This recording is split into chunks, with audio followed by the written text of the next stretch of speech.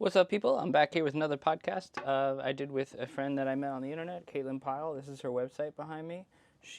I connected with her because she is also on the TikTok platform, who is an outspoken individual who speaks as a former patient of psychiatric medication who quit withdrawals and live without psychiatric medication. I really enjoyed talking to her. She's a really nice person, and I hope she's doing well. I know she shared with me that she's having some health issues, and I just hope all the good things come to her way. And I hope that to anyone who has experience with the things she describes, that our conversation can be helpful. While we're on the topic, while we're talking, you can check out my book, Hocus Pocus, Coming of Age with ADD and Its Medicines. It's available everywhere books are sold online. It's a great memoir about ADD medications and growing up in the era where they were given to children. Thanks so much for watching. Subscribe to my channel. There it is. Okay, so what I like to ask about is, or what I like to look at is relationships people have with substances, and especially getting off those substances, because I was so profoundly affected by my own departure from a pharmaceutical medication, and I've seen you discuss this as well. So could you give me like a more in-depth background about that experience for you? Yeah, absolutely. So I'm 36 years old. I never touched any substance besides alcohol, which even that took me until I think 24 to really get into. I never touched any substance besides that until I was 30 years old. And my first substance was marijuana.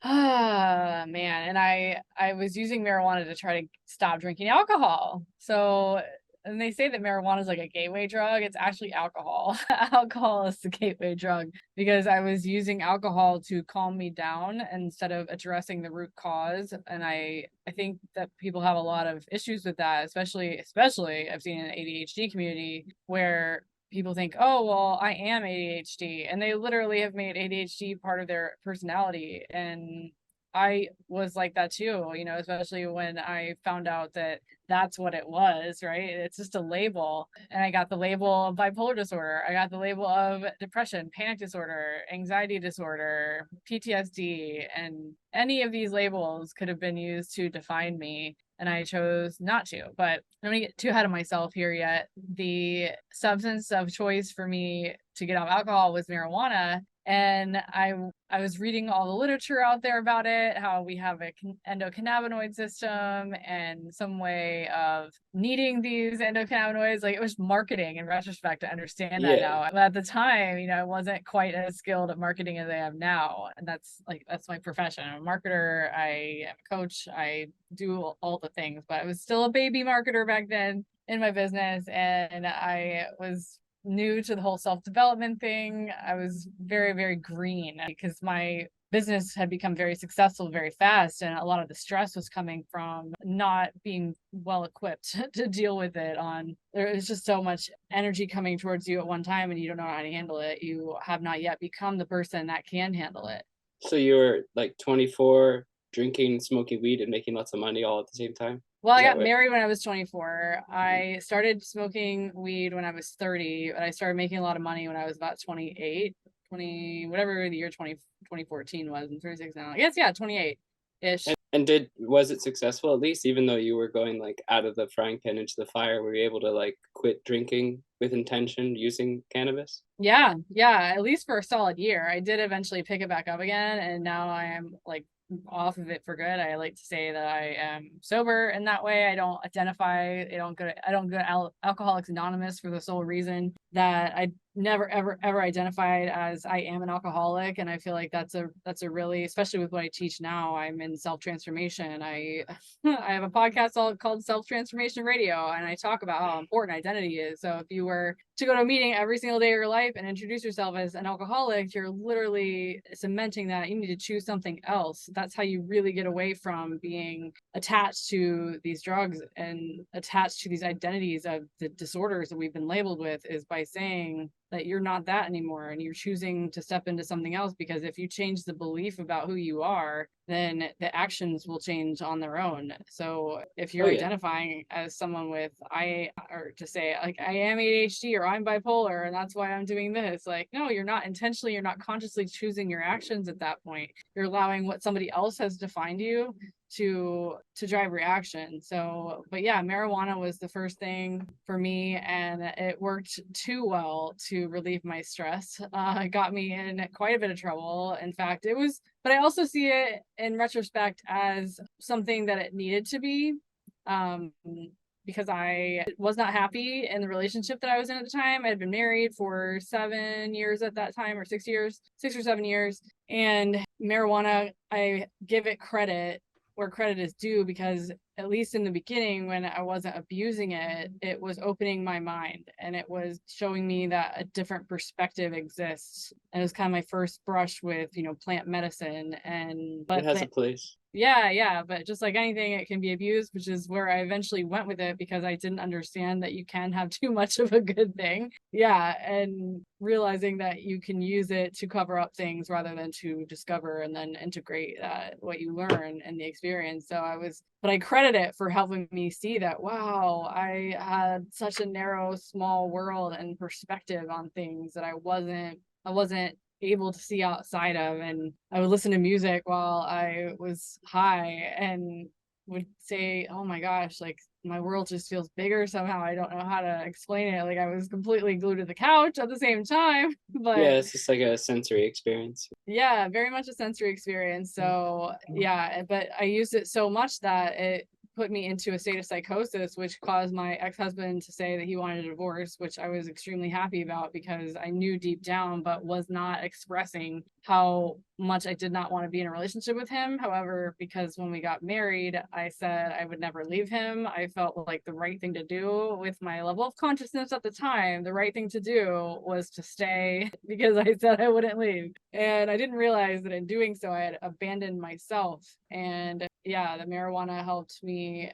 to deal with that. But at the extreme level, it turned into like mimicking what you see in bipolar disorder. And despite the times that I was hospitalized involuntarily for almost 5 times and drug tested, they saw that I had THC in my bloodstream. They still diagnosed me with bipolar disorder every single time without telling me that, probably because they didn't know, that marijuana can contribute to similar symptoms, and that if you just stop the marijuana, you'd stop having symptoms. However, at this point, with the research that I've done for my TikTok channel, my show, my podcast, I understand now that there can still be heavy metals in the marijuana, whether it's in a tincture, and the testing is not all the same across the board. And so you could still be poisoning yourself indirectly, if not by the marijuana, but what's in it and how it was used or how it was raised. So, and heavy metals get into your brain,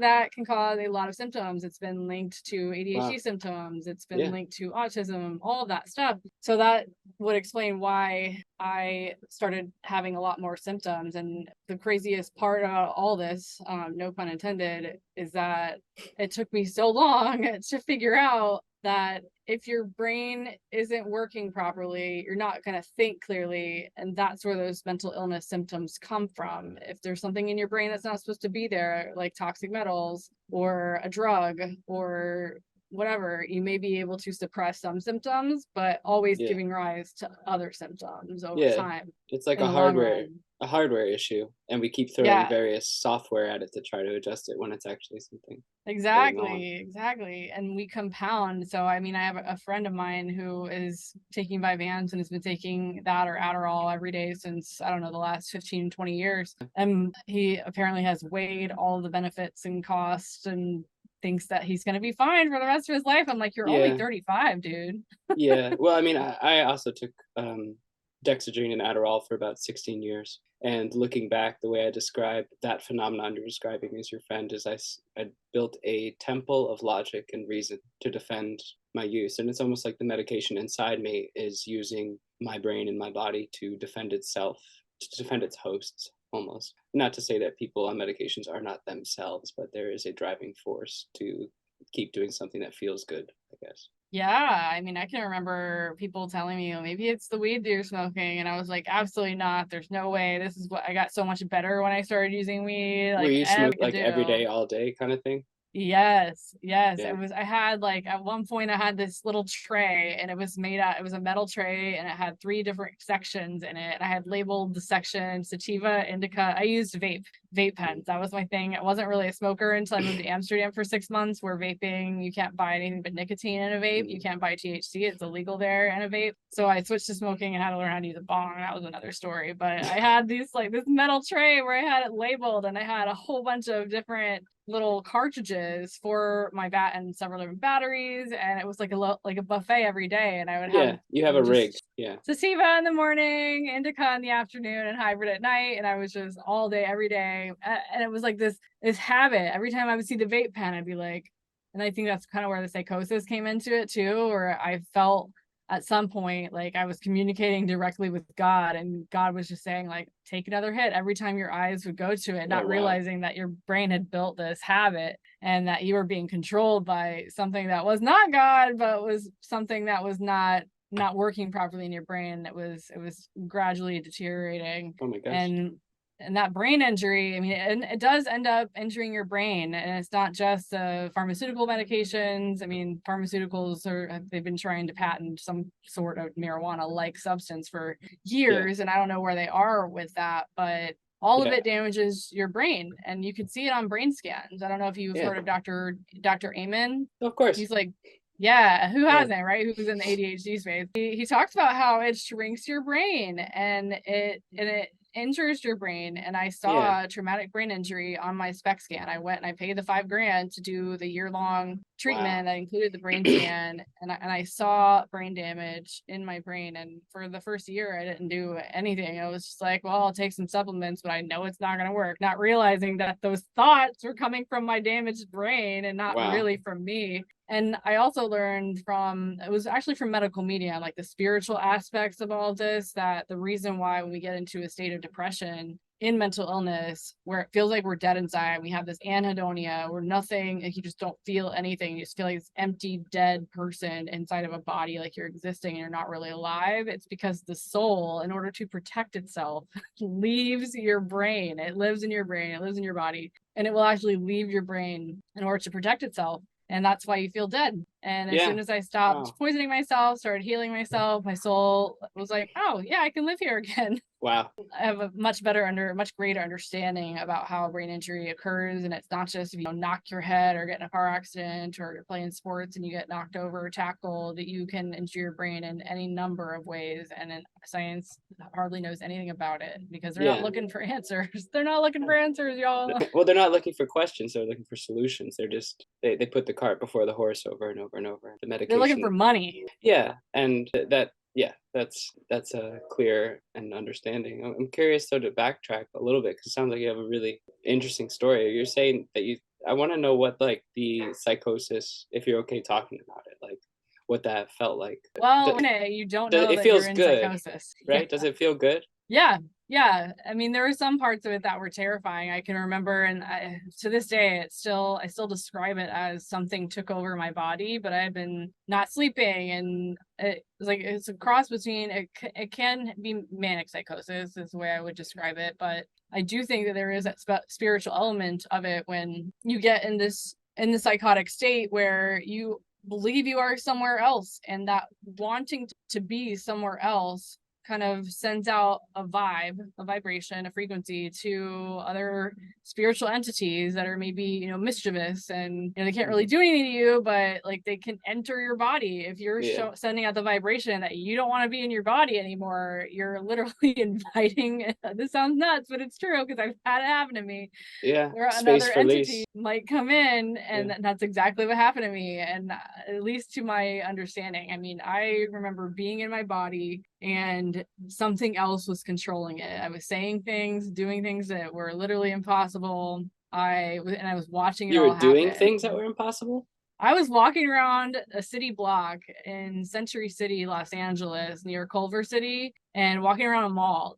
And I was on some kind of circuit. So in a way, I can look back and see that higher powers are keeping me safe because I walked in front of cars. I was trying to deviate from where I was and walk who knows where, but I was able, like, somehow sticking around the same block and was kept safe in some supernatural way. But I can remember being really tired and feeling like, oh man, I want to try to sit down. I would try to sit down on some stairs, and I couldn't. Like, I was just like trying to sit, and my body was just like, no, you're not sitting. And whoever was in there, whatever was in there, was like in charge. But I still had some control. And I can remember saying, God, like just saying something to God. And that's when I think it all stopped, was when I invoked a higher presence and whoever was in there. But you have to ask for it. It was just kind of nuts. But and that was the most intense part of it. There are other times where that was more subtle, where I was spending a lot of time alone and everything was a message.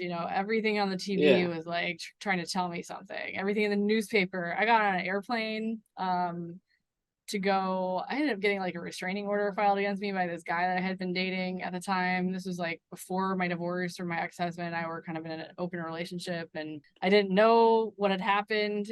Like, while I was in a hospital, my ex-husband had told this guy that he should block me, but nobody ever told me that. So I was trying to get in touch with this guy that I had been dating and, try to explain what actually happened. And nobody had told me that this person had blocked me. Like, nobody was man enough at that point. Like, everybody needed to learn how to grow up, I guess. But I remember getting on a plane and like trying to find this person, and that's how I ended up getting a restraining order against me. But there were things where I was like convinced that I was being followed, and I couldn't. I flew private. I commissioned a private jet because I was afraid to get on an airplane because I thought people were tracking me. Like, your brain was, when you're in that emotional state, you're in true paranoia.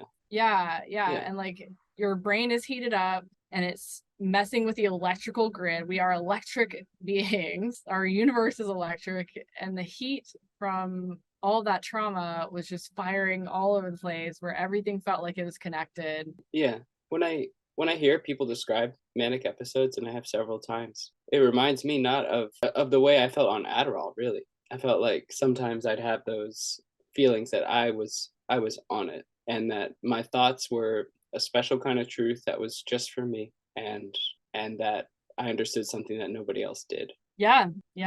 But for me, it was induced by amphetamines. And it's weird now, because from a much more grounded place, looking back at experiences exactly like what you were just describing, where it was a not so grounded place, and believing that I could do anything, and I believed in magic, and I had this belief about who I was that was otherworldly and grandiose. You would describe it as like grandiose type thing, not realizing that all those things are true, but not in that, like, you can, who you choose to be and who you believe yourself to be impacts everything in your life. And so I can see, looking back, at how truly happy I was because I believed something that was outstanding about myself. And then I went through the period of depression where I believed that I was a narcissist. I believed that I had antisocial personality disorder. I believed I had every personality disorder like under the sun. I was irretrievably broken. I believed that so heavily.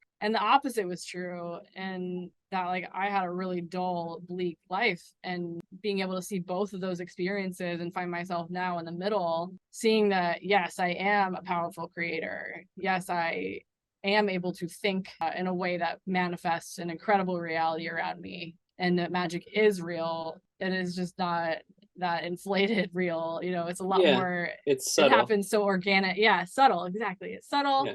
It happens organically. It happens at a pace that feels good, and it isn't rushed, and it's sustainable. And that's where I really like to hang out. It's there. Well, I think that's kind of the phrase, your head in the clouds, but your feet on the ground at the same time. Yeah. And knowing, because I had thoughts that, like, I could be more psychic if I just practiced or something, like, really. But there's psychic thing. I don't know to get too into it, but I had thoughts that there were abilities and like stuff like that were more fantastical than the reality of what actually the true magic of life is. Yeah. And the container that we're in here on Earth, and the reason that it's limited is for the purpose of a specific type of experience. And we are in that container, and we might have maybe broken through the veil a little bit in those manic experiences to see the power. Like, I don't know if you've ever experienced,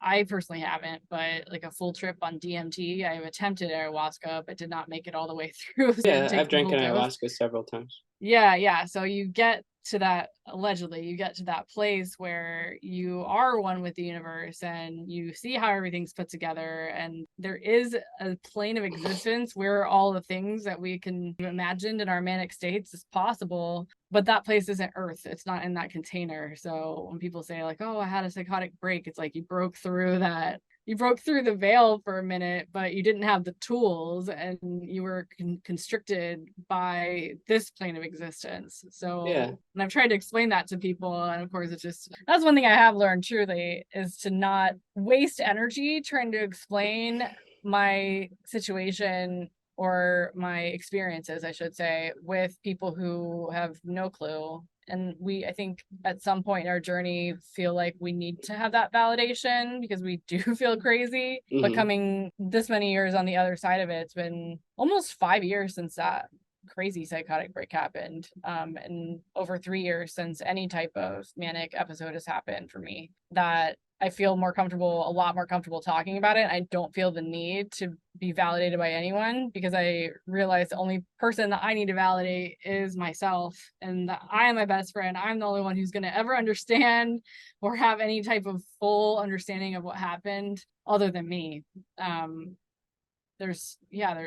You have to be that person for yourself, and that we're only oftentimes wasting energy trying to explain it to people who are never going to get it. Yeah, and they'll try to diminish your truth and explain to you things that are not meant to be explained in the first place. Yeah, like, oh, you just need to be on meds. Like, if you were on meds, that wouldn't have happened. Yeah, but I'd also feel like death every day. Yeah, so to go back to kind of the timeline, after you had these breaks, were you put on pharmaceuticals to curb these episodes and this thoughts? Yeah, well, I was prescribed the pharmaceuticals, and the first time I was prescribed an antipsychotic was in December of 2018, and I did not have insurance at the time, despite having my own business. We just did not have insurance, so I went to the pharmacy to see how much it was going to be, and the generic version was still going to be $1,200, and I said, hell no. That's when I can remember the gears starting to turn and seeing how a generic version of this drug, like, something was up, and that there was an industry behind this front of mental illness.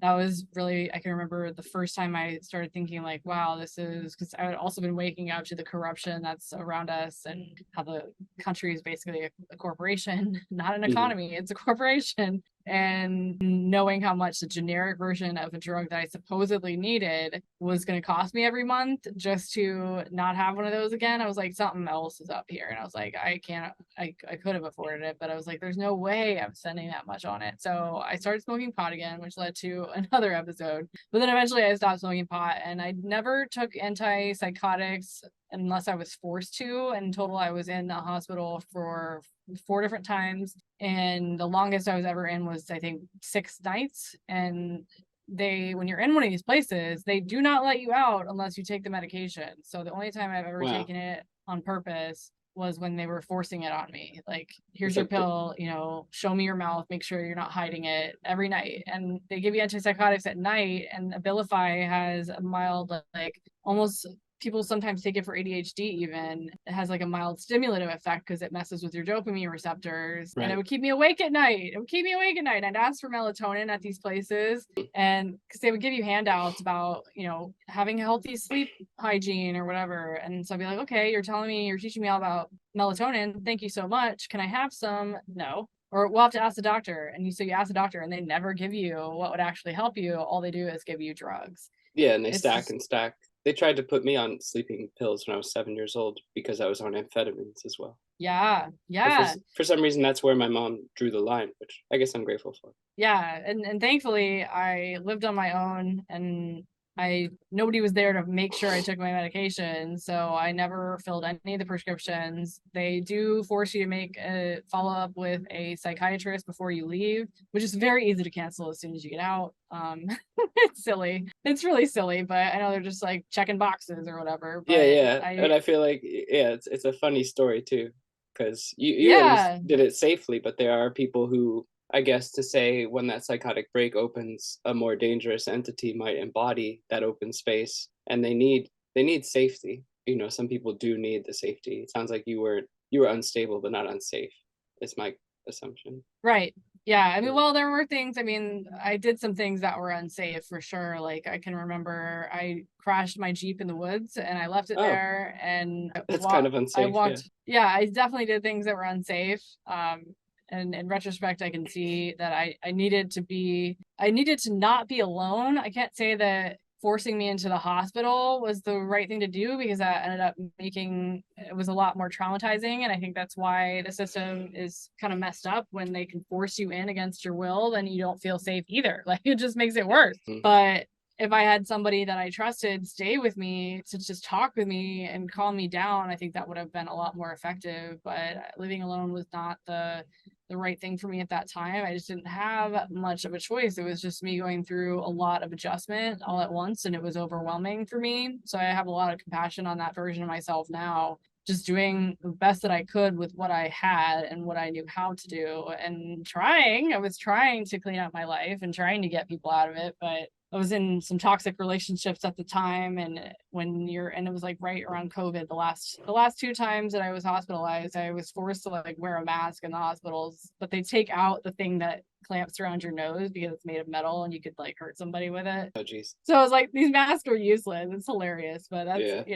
a whole other story. I know. But I was never on an antipsychotic longer than they forced me to be on one, which makes me very happy because I knew that they weren't the solution. And I will say, however, that the drug that I was on the longest was one of the more addictive ones, and that was Xanax. However, I was also aware that while I was taking that to deal mostly with very extreme anxiety when I was in a very low point in my life, so I was having no more depressive episodes or manic episodes, but I was having depressive episodes. So I was taking Xanax to like I was so anxious in the mornings when I woke up. I didn't realize at the time that I was stuck in fight or flight, just stuck in it. And I was frozen, but just feeling like just scared. I was just constantly scared, like something bad was going to happen. And so my brain was racing, constantly trying to figure out what to do. And then I would constantly come back to this idea of like, oh my God, I'm a narcissist and there's no cure for narcissism. I'm stuck in this lifeless body for the rest of my life. And then I'm going to go to hell afterwards because I was raised religious. And I was like, I'm going to go to hell, or wait, I'm already in hell. And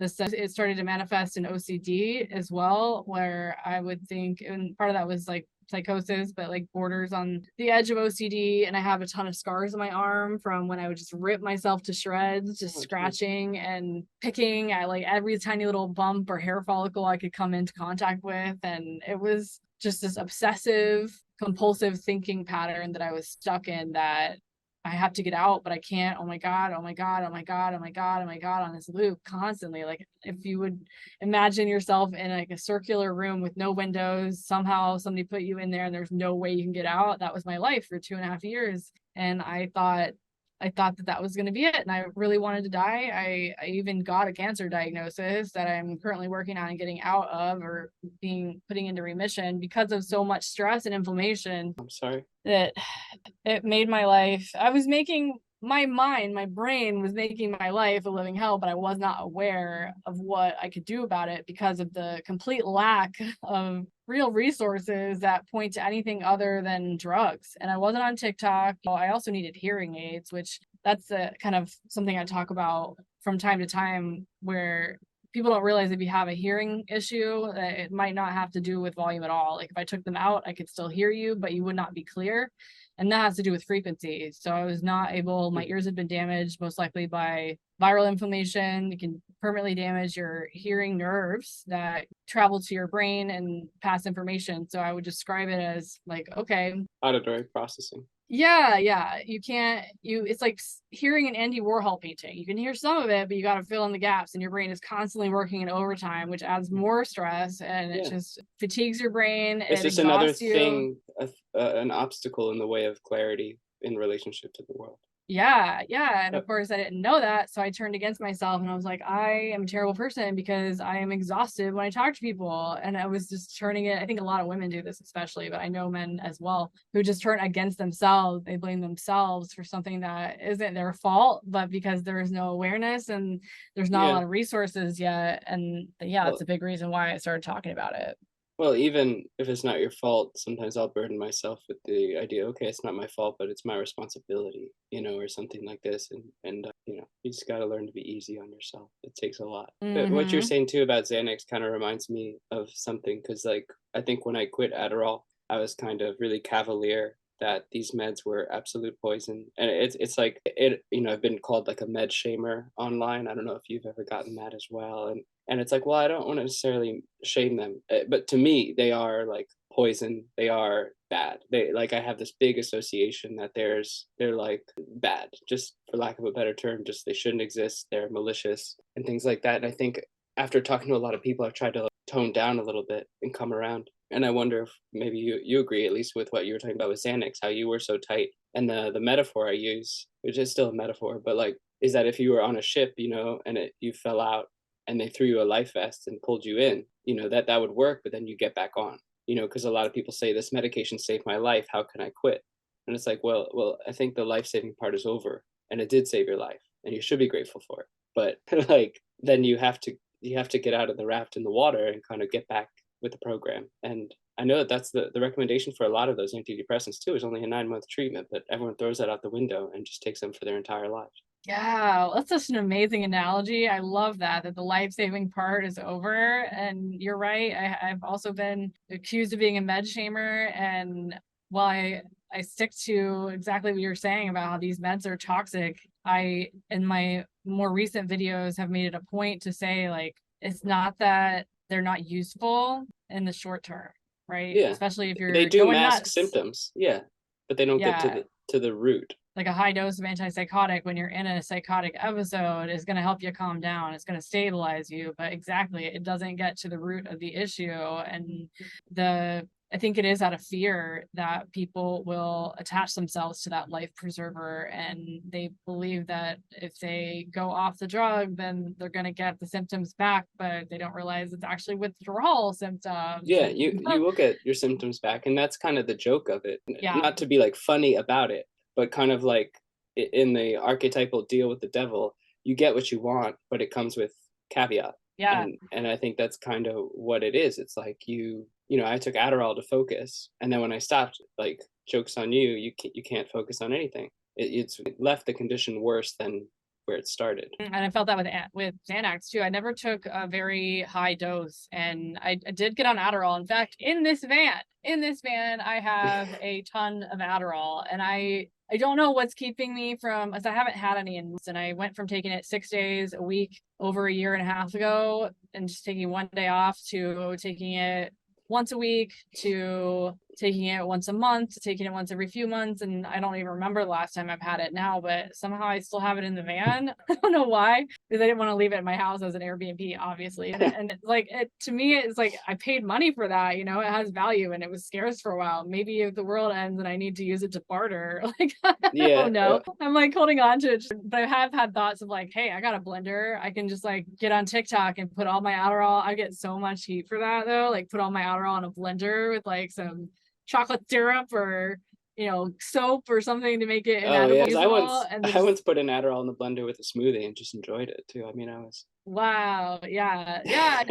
So I did use Adderall for a while because it was helpful to get me out of depression when I realized, like, okay, well, the doctor is the one who prescribed it to me. yeah. That's one thing about He Amen I don't know. They're half and half. They are half and half, and that's Yeah. why I kind of roll more towards like the medical medium side, because I feel like I got better results when I realized that it was a lot deeper than what they were telling me, because they would use medication and then give me some supplements, but some of them it was just kind of like hit or miss. It's just trial and error. It's just a very it's more Mhm. advanced form of psychiatry, but it's still psychiatry, and that they have very limited information that they're working with. Yeah, they're So still approaching humans and emotions with the scientific intent. And it Yeah, sounds yeah. like you needed some spiritual addressing as well. Oh yeah, yeah. They don't look at the whole person and the fact that, hey, you get divorced. And I would tell this to all my psychiatrists, like, I just got divorced and my ex-husband is doing this to me. And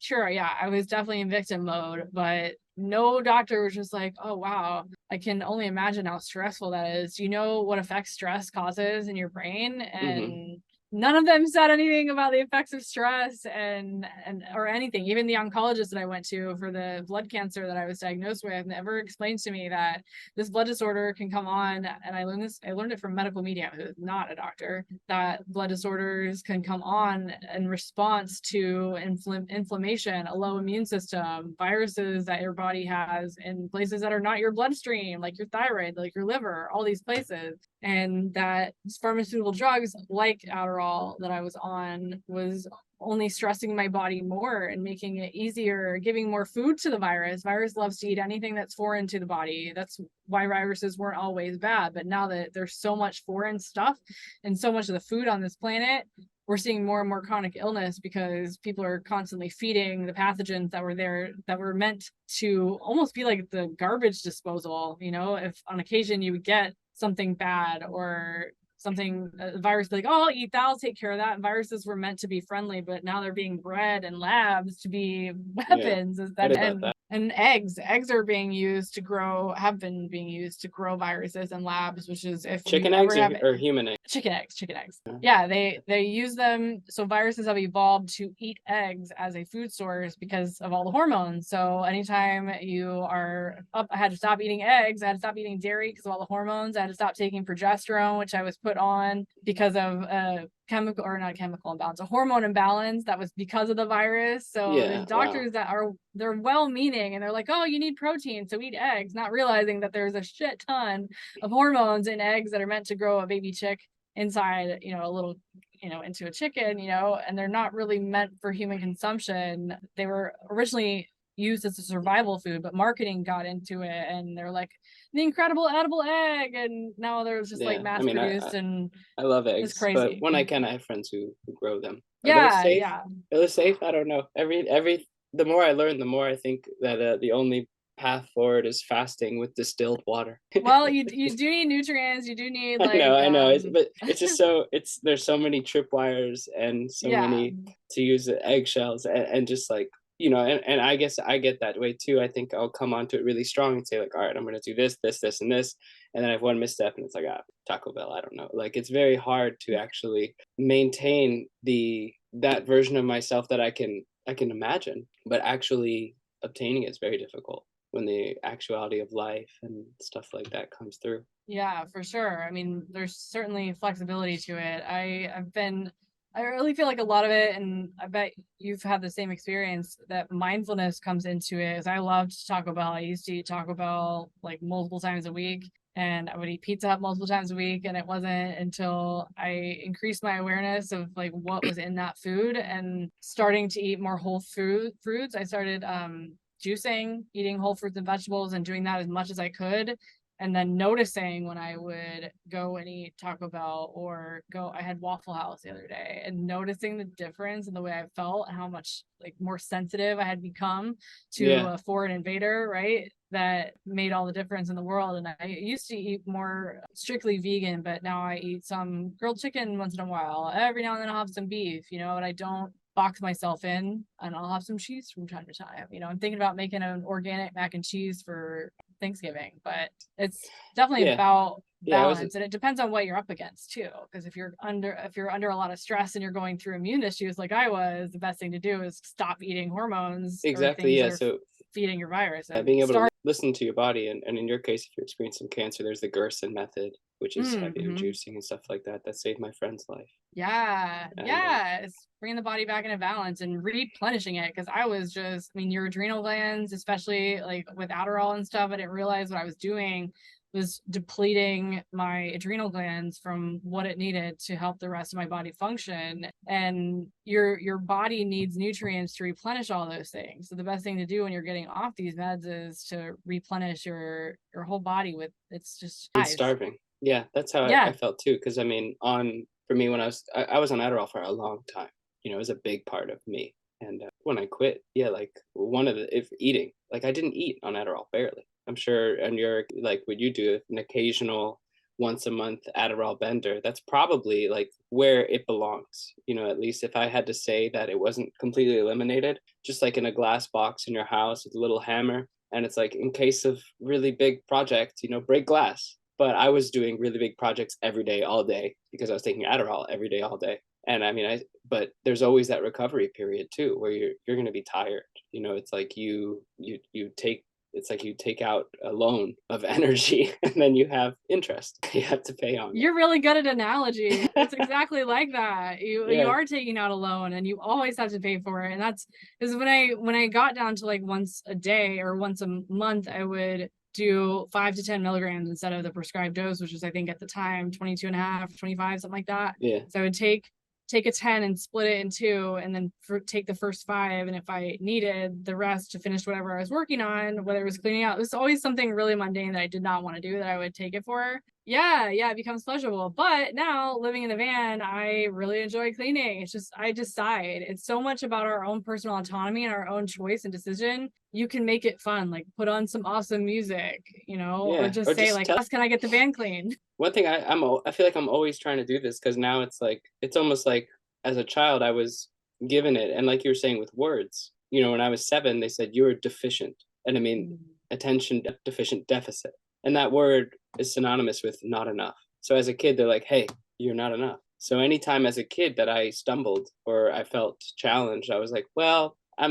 according to all the adults I trust here, I'm not good enough, so I'll just stop. What are you gonna do? And it's like, and then the whole medication thing, and then like writing this book and all this, it makes me feel like that's the one like little thing I have to work on. So I'm always finding little hacks. And then at some point I'm like, maybe I'll just leave all that behind and just live life, because it seems that at least on TikTok and stuff, everyone's always saying, this is wrong, we need to fix it, this is wrong. But I mean, I'm trailing off. What I was gonna say is just like what you're saying with mundane work, just saying this is it, this is enough.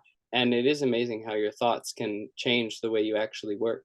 And yeah, if you don't have a bunch of thoughts, like thoughts create reality. Our thoughts, if we are thinking, I have a deficit or I have a disorder, I have this, and it's in the background of our mind, yakking away, it runs the show. The thoughts are running the show. So it takes awareness to understand, you have to become aware that, yes, I have this playing in the background. It's been playing in the background for years. And I have a choice to say, like, I am no longer going to I've challenged my friends on this. Like, stop saying I'm ADHD. Just stop saying it. If it's bothering you, then why do you keep affirming it? Because your language, your word is your wand. I've heard it said, your word is your wand, and you're creating a reality with what you say. And casting spells. Yeah, and you're also like, what's the word? The boat of your brain is leaking energy if you poke holes in it every time you give yourself a reason to be slow. So you're saying, oh well, I have anxiety disorder. I've been diagnosed with 7 different illnesses and I don't identify with any of them, and none of them are holding me back today. Imagine if the opposite had happened,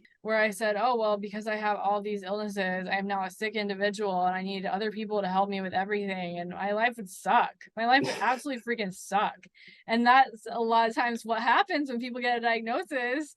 They're like, oh, well, and doctors will tell you, you have to readjust your expectations for your life. It's not going to be as awesome as you thought, and it's not going to be this. And, you're going to have to get treatment for the rest of your life, and it's manageable, but it's going to be tough. And I was having a chat with ChatGPT the other day. I was like talking to them about bipolar disorder. I was like, I've healed my bipolar disorder. And it was shocking. Like, and it ended up telling me that it's important for me to share my story because it gives people hope, since a lot of people have not been able to heal it or whatever. In the robot mirror, And of course it says like, make sure you're continuing to follow up with your doctor and all this stuff. I'm like, I don't have a doctor anymore. And if it would be Dr. Kendra Campbell, who I'm now friends with because of TikTok, and who's the only psychiatrist I have found who I've interviewed her as well. Yeah, me too.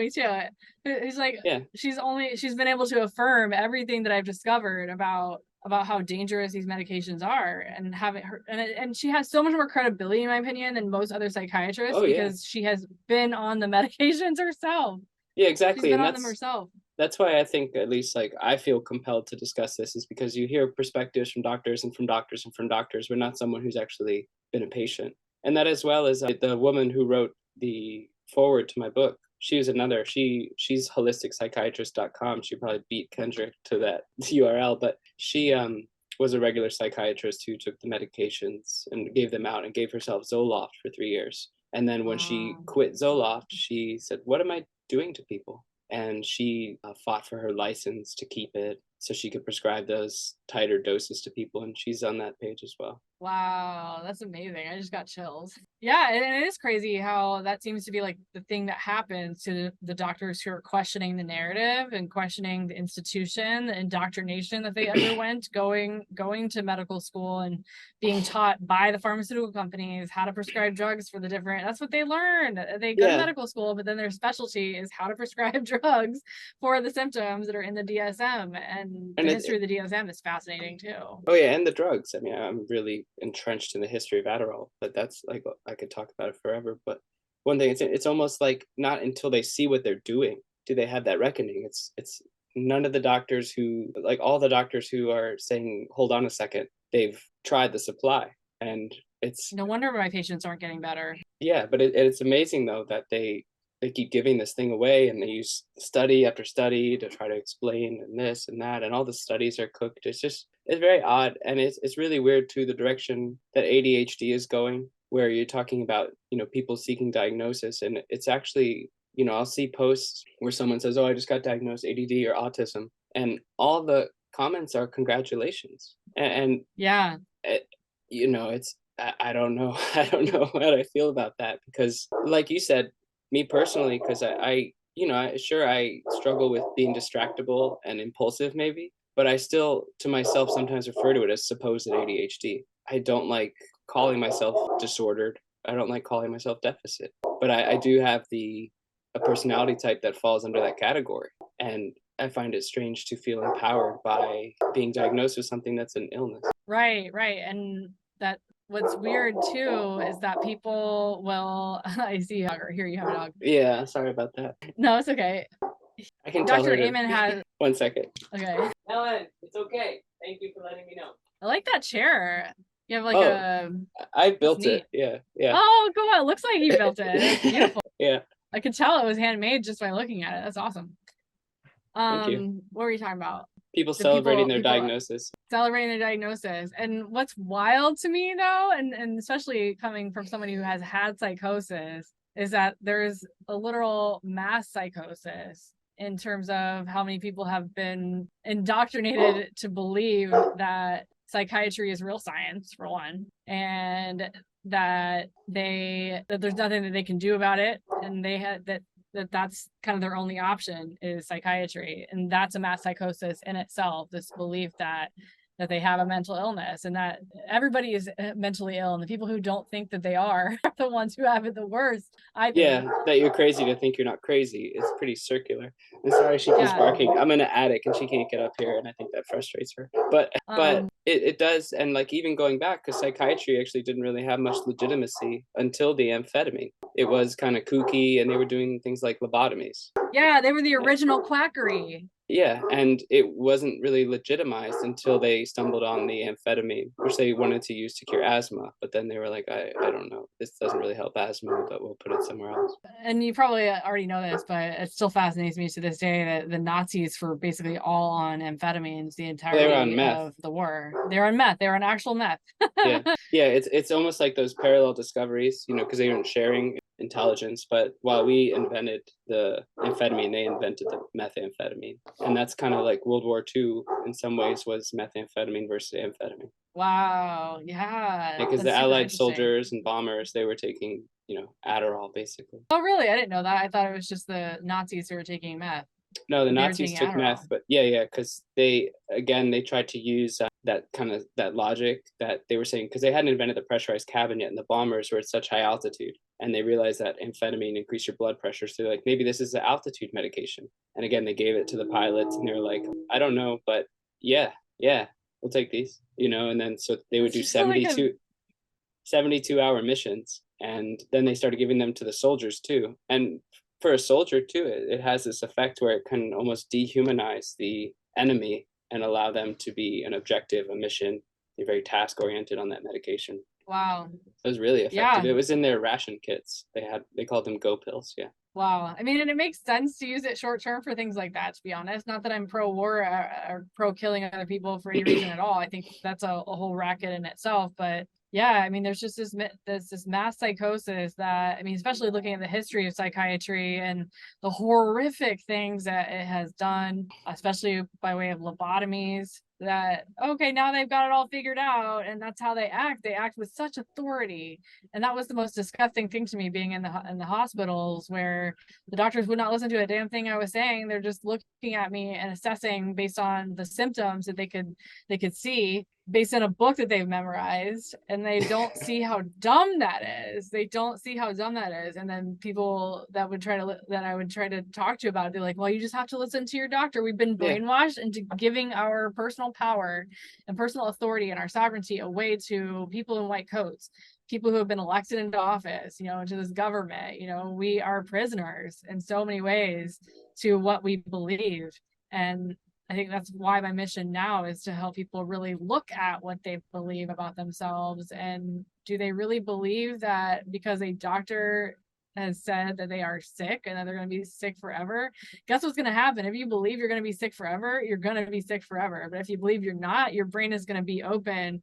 Your whole being is going to be open to the possibility. It's like opening a window, right? You just say, nope, I'm going to be sick forever because that's what my doctor said, and I listen to my doctor. That's what the best thing to do is. Then you're shutting the window. You can't breathe. You're in a vacuum chamber for that reality that you have literally created for yourself. And it's just so sad. People's lives are literally being ruined because they've been given a diagnosis. And they also don't understand that when you go to a psychiatrist, you're not leaving without a diagnosis. No, That's how they get paid. Yeah, I went to a psychiatrist when I lost my prescription and like insurance. I couldn't get Adderall anymore, and I hadn't chosen to quit. But I had to stop because I couldn't get a prescription. I went to another psychiatrist and I was talking to her. I said, I've had issues with attention. I've been diagnosed twice with ADHD, and I think I'd like to get back on medication because I've been struggling getting things done and focusing and being irritable or whatever. And I walked out with an antidepressant prescription. That's insane. Yeah, and That's even I hurt my insane. back a year ago. I hurt my back, like doing labor, and I went to the doctor to get an MRI, and I walked out with a prescription for gabapentin. Wow. And then I went online to read about it. I'm like, oh, absolutely not. But this is it literally is intended to dull neurons so you don't feel things. And just like after talking to me 15 minutes because my back hurt, my mind was solid. They were ready to give me something that could psychologically dismantle my brain. And people had permanent memory loss from this drug. Not saying everyone who takes it does, but the fact that they were willing to open the door for so much psychic pain for a slipped disc is so just rattling and confusing, and I don't understand. There's so few doctors that I trust, but they're out there. The ones who think. Like, I called my childhood psychiatrist when I was writing my book to see if he wanted to talk, and he didn't really want to talk. He didn't really want any of it. But I started asking him all these questions about the research I had done with, like, do you really think that amphetamines are a viable solution for a child who's experiencing distractibility, blah, blah. And he said, I don't even think about that stuff because I'm not a researcher.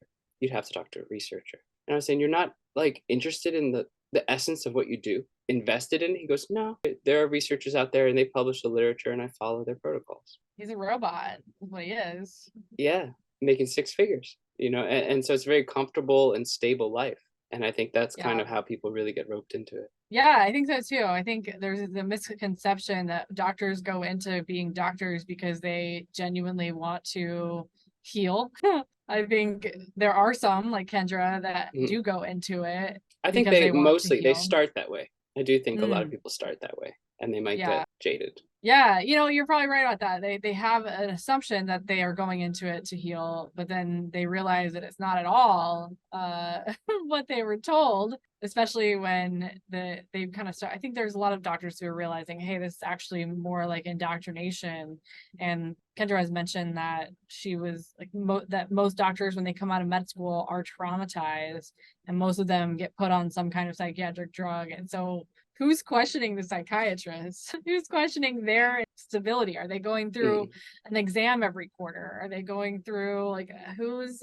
No, and the only people who are questioning it are you and I to them, who are mentally ill, have no credibility, and are just yakking online, and they would think that our questioning of their practice is a diagnosable problem. So it's all symptoms of our disability or a disorder. And actually is what happened to me. One of the times that I got Baker acted was when I was telling the nurse or whoever was in the hospital, was in the emergency room ward. I said, I'm a published author in Winter Park, which is a really wealthy area, and I have a brand new house. And they just said that I needed to be Baker acted for delusions of grandeur, when all of it was true. It's just absurd. Because you were describing your life. I was describing my life, and they said, and I did not look the part, I suppose, at that time, because I hadn't slept, and I was smoking too much pot, and I was recently traumatized by a breakup. And yeah, it was all signs, and that's what they do. That's what they're trained to do, is look for symptoms, and they are not trained to listen. It's so dangerous. But I'm so grateful that I went through it. I'm so grateful that I got to experience it, because without having experienced it, I couldn't have figured out what I figured out about it, that this is how it's working. This is the machine that it has become, and it's the industry behind it, that these giant drug companies are have huge opportunities to make a lot of money by convincing people that they're sick. So enter the different organizations that are trying to stop the stigma and get people to feel better about the fact that they have a mental illness and that it's normal. And it might be very common, but that doesn't mean it's normal. That doesn't mean it's healthy. And there may be a stigma around it because people don't understand it. And there might be something wrong that could be treated, but it's just there's more options than medical grade pharmaceutical psychotropics. And the disconnect that there is between brain health and this weird thing over in the corner that's mental health, right? Brain health and mental health are one and the same. If your brain is not functioning properly, and of course there's spiritual aspects of it too, but if your brain has something in it that's not supposed to be there, or if it's deficient in something, then it's not going to function properly, and you're going to end up with mental illness symptoms. It is simply logic. But not a lot of people talk about the brain as an organ. That's right. And that psychiatrists never even look at it. They never even look at the thing that they're supposed to be treating. And I learned that from Daniel Amen. That changed everything. I had his book on my shelf, The End of Mental Illness, for 2 years. And I finally picked it up, and it was in the intro chapter where he said psychiatry is the only medical profession that never looks at the organ it treats. Almost never. And I was like, you're fucking right. Like, you're right that they're giving drugs that they don't really understand the mechanism of action, that they're simply guessing and throwing a dangerous drug at it without even knowing what's going on in the brain. They don't know anything about the brain. They don't send you to a neurologist. I wanted to get those scans like you talked about, but I don't have the $5,000 to scrap for it. Very curious, and it's a shame that it's a luxury, and that Amen is fringe kind of too on that regard. They think he's a quack. Like, there's so much about him about him, but I think the ones who are in the know, like the people in the personal development space that interview him. It's the same thing with like Dr. Bruce Lipton and Dr. Joe Dispenza. There's always going to be somebody on the side of allopathic medicine, Western medicine, that despite its existence and its advancements over the last 40, 50 years, there are more people than ever who are sick. How good is their system actually working? Or is it just the marketing that's convincing us that they've become more advanced and more adept at addressing illnesses? They've become very good at treating symptoms, but terrible at actually ameliorating the causes. Yeah, absolutely. What do you do? What kind of things do you do to maintain your brain health, your mental health? Oh man, so even in my van, I have my Nama J2 juicer, which I started using after I read the Medical Medium book series. I have all 8 of his books. Most of them are in the van, but that has become part of my whole protocol, is juicing. So even though I don't juice every day like I do when I'm at my house and I have more space and more space in my fridge, and I go more places more often, I juice. I tend to cook myself. I tend to eat mostly plant-based, except when I'm out. Sometimes I'll have some meat. I never cook meat myself. I don't eat eggs. I don't eat dairy. I really work on lowering stress. So I have more of a routine now, which was always something I was like, oh, I don't want to have a routine. Like, it's boring, but routines set you free.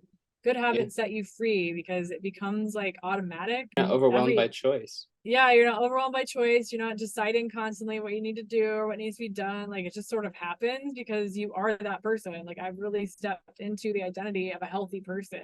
And I don't care so much about what other people think. There's certainly people, even my family members, who probably view me with like a side eye, like, oh, is this fact that she's living in a van now and she's like talking about all these like spiritual things and starting a new business, and is it going to happen again? Is a sick person in denial or whatever? But I don't care. Like, let them think that.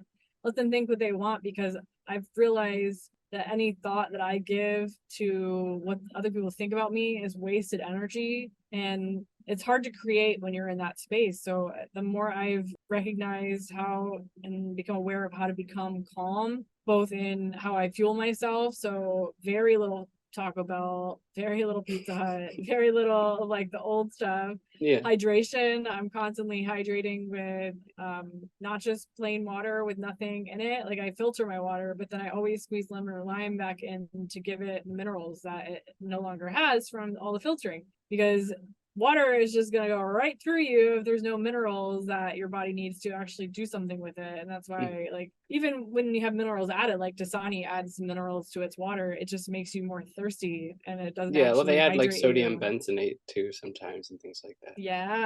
Yeah, so that's definitely one thing I do, but all of those things have contributed to make me a whole lot more calm. I did float therapy for a while. I did hyperbaric oxygen for a while. I did sauna, infrared sauna for a while. I bought all of those things. I had them in my house at one point. This was like right after I read The End of Mental Illness. I was like, well, I either, spend way more money going to these places and travel time, whatever, or I buy them and sell them later, which is exactly what I did. Although I still have my sauna, but I sold my float tank, I sold my hyperbaric oxygen tank. Oh, you had all that. Nice. Yeah, I had it all Yeah. at my house. Like I had the commercial grade stuff in my house, and I realized that all those things have contributed to lowering the viral load, improving my immune system. And it was just a combination, a complete lifestyle change. And it's made me a lot more calm of a person, a lot more aware of a person, to a point where when I do have some anxiety, I can check in with myself and be like, okay, where's this coming from? Like, what are you thinking? Like, oh, you're falling back into that pattern of, I got to work from 9 to 5 every day, or I'm not going to win the day, or I'm not going to move my projects forward, or I got to hustle and grind. And I don't feel that way anymore, but it can still happen where you fall back into old patterns if you're not being conscious and aware of what you're doing. And I've definitely found that coming at it from a place of calmness and clarity is a much better way to create than from chaos. And that's where the habits can come in, and that's where the rituals can come in. And also, as a female especially, and women listening to this maybe are already in the know of, we're basically 4 different people every month with the way our hormones fluctuate. And our society has tried to condition us into becoming one person. And that's where, getting on birth control messes all of that up, and it messes up the flow of our bodies. And learning how to flow with the energy that is different every month, and learning how to create when I'm the most creative, when my creative energy is more high, and then learning when to rest and recharge when it's lower and I want to rest and recharge. Really learning to flow with how I feel instead of resist or change how I feel with a substance, or really a substance. Because that's what happens, is people try to change how they feel with a birth control pill or with drugs or something, instead of learning, hey, these are natural ebbs and flows of energy as a woman. Yeah. Like, I'm tired, I want to sleep. Yeah, so sleep, like actually listen to your body, sleep. Or if you find yourself tired for no reason, why am I tired? Oh, I haven't had any water today. Or, oh my gosh, I'm hungry. Or I am thinking about too many things. Maybe I need to sit down or write them out and journal or call a friend or whatever.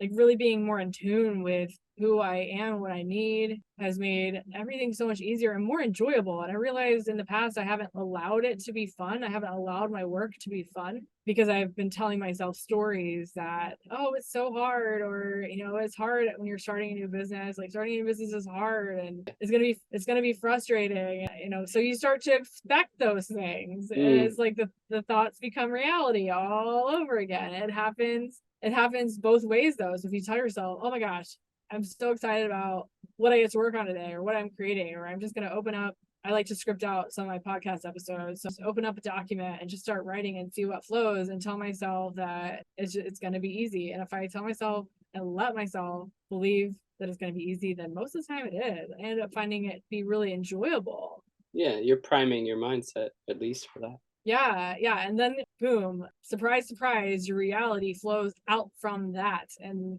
it could go either direction. And again, imagine my life if I had latched onto that belief that people had, oh, you're bipolar. I'd be on drugs right now. I would not be living my best life out in the van.